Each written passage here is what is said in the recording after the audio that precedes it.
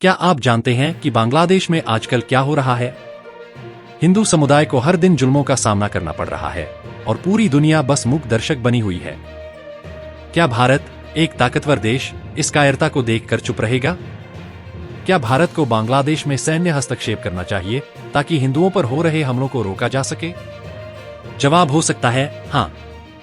और यह एक बार फिर से हमें इंदिरा गांधी के 1971 के साहस को याद दिलाता है, जब उसने पाकिस्तान के खिलाफ लड़ाई लड़ी और पूर्वी पाकिस्तान को आजादी दिलाई। क्या अब फिर वही वक्त आ गया है जब हमें अपनी ताकत का उपयोग करके बांग्लादेश में हिंदुओं को बचाना चाहिए? हम दुनिया की 5वीं सबसे बड़ी अर्थव्यवस्था और 4थी सबसे बड़ी सैन्य ताकत हैं, लेकिन जब हमारे ही पड़ोसी देश में हमारे ही धर्म के लोग हिंसा का शिकार हो रहे हैं, तो हमारी ताकत का क्या फायदा? क्या हमें सिर्फ बैठकर यह सब देखने का हक है? या फिर हमें कदम उठाना चाहिए और बांग्लादेश में हो रही हिंदू विरोधी हिंसा को रोकने के लिए अपनी फौज भेजनी चाहिए? इसे समझिए। क्या आपको चिन्मय कृष्ण दास याद हैं? वह बांग्लादेश में हिंदू समुदाय के अधिकारों के लिए आवाज उठा रहे थे और बदले में क्या मिला? गिरफ्तार कर लिया गया।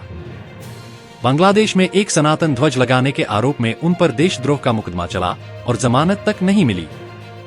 जब हिंदू प्रदर्शनकारियों ने इसका विरोध किया तो पुलिस ने उन्हें बेरहमी से पीटा, आंसू गैस के गोले फेंके और जमात इस्लामी के कट्टरपंथियों ने उन पर पत्थर बरसाए। क्या यह सही है?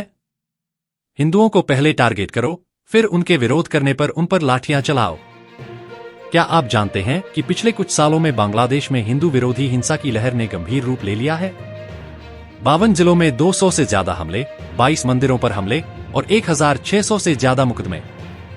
और जब इस पर सवाल उठाया जाता है तो बांग्लादेश के पीएम मोहम्मद यूनुस कहते हैं कि यह सब भारत का प्रोपेगेंडा है। लेकिन क्या हो रहा है? यह क्या सिर्फ अफवाह है? पिछले महीने ही दुर्गा पूजा के दौरान बांग्लादेश में इस्लामिक जिहादियों ने हिंदू पंडालों पर हमला किया।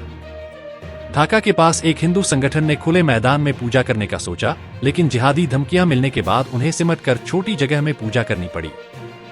फिर भी ये कट्टरपंथी मंदिरों में घुस गए और हिंदुओं को धर्मांतरण की धमकियां दी। क्या यह सब बर्दाश्त करने योग्य है?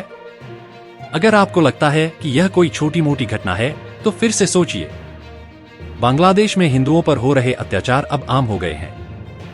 पहले बांग्लादेश के पीएम मोदी द्वारा भेंट किए गए एक मंदिर के मुकुट को चुरा लिया गया। क्या यह शर्म की बात नहीं है?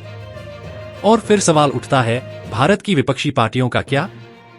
आप लोग इजराइल के घटनाक्रम पर बयान देने में फुर्ती दिखाते हो, लेकिन जब बांग्लादेश में हिंदुओं के खिलाफ हो रहे हमलों पर चुप रहते हो, तो क्यों? आप लोग जब तक विदेशों में हो रही घटनाओं पर बयान देते हो, तब तक अपने ही हिंदू भाइयों पर हो रहे जुल्मों पर क्यों नहीं बोलते? भारत सरकार, क्या आप पाकिस्तान की तरह बांग्लादेश को भी हिंदू विरोधी बना हुआ देखना चाहेंगे? हमें अब अपनी ताकत का उपयोग करना होगा और बांग्लादेश में हिंदू समुदाय की सुरक्षा के लिए ठोस कदम उठाने होंगे।